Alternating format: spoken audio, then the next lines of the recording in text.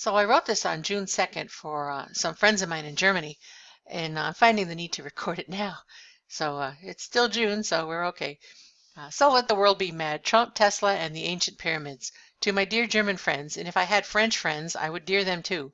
I suppose you've seen how many people all over the world are really angry at President Trump over this exit from the Paris Accord thing, but I hope you're not. The collective sigh of relief, even joy, in most of the American people is palpable. We'll be free to actually solve world pollution now, something very important to Trump and to all of us. If you find Trump's full speech on YouTube, and I link to it here, he clearly states he believes in clean air and water. He just didn't think this particular political solution of taxing Americans to pay the Chinese to keep polluting China was the right way to solve a scientific problem. In fact, it would exacerbate it and keep it from being solved.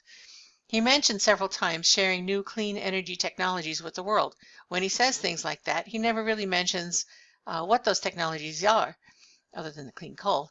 I believe that's because what he's talking about will at first upset a lot of people. Those people who are entrenched in the special interest fossil fuel industries, people with connections to do more than merely assassinate him in effigy, like this filthy former comedian did this week. But then these clean energy technologies would free the rest of humanity by completely obsoleting oil, coal, gas, nuclear, wind, and solar power while leaving no pollution and being decentralized, meaning it couldn't be metered or billed. This would be called a truly disruptive technology because it would disrupt the old oppressive system.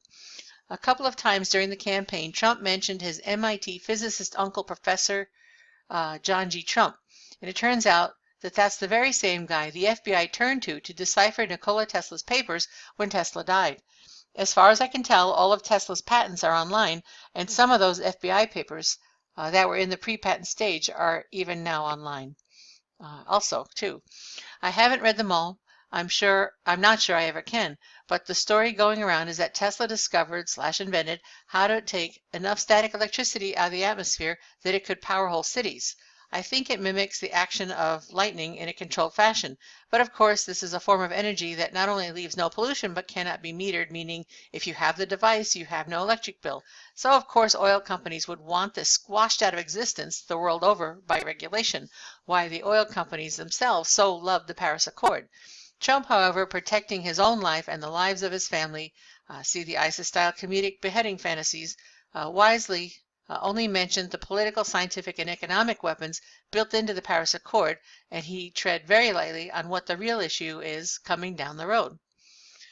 So, all during the campaign, Trump asked America to dream big again, and a frequent quote of his is, "If you're going to be thinking anyway, you might as well think big." Trump is thinking so big here he intends to obsolete the Paris Accord itself. So inextricably dependent is it, or was it, on maintaining the world under the oppressive but also profitable triple thumbs of the fossil fuels, choking regulations, and blood-sucking taxation vampires. I certainly believe Trump is aware of his uncle's work, and that he's aware of the small companies being born in the U.S. and in Australia, I don't know about other countries, that are beginning to market these Tesla-inspired clean energy technologies. There is some research now that this was even the original purpose of the pyramids, but that somewhere along the way we lost that knowledge. There were just not enough people buried in them, and their underground streams, and their former gold caps high in the sky would have likely worked similarly to Tesla's Wardenclyffe Tower. In fact, it puts me in mind of Trump's own towers and his affinity for gold fittings throughout them and in his plane. One might think they were gaudy unless all the gold, highly conductive, serves an electrical purpose. Well, now I'm musing. Maybe, maybe not. But I'm sure Trump admires the ancient builders. And here's the pyramids at Giza, gold capstone scar evident, Tesla's Wardenclyffe Tower in Shoreham, New York, and Trump Tower in New York City. I just hope you and your families can ignore the bad press, the stupid press, and watch it all play out, because I think something wonderful is going to come out of this. Suzanne.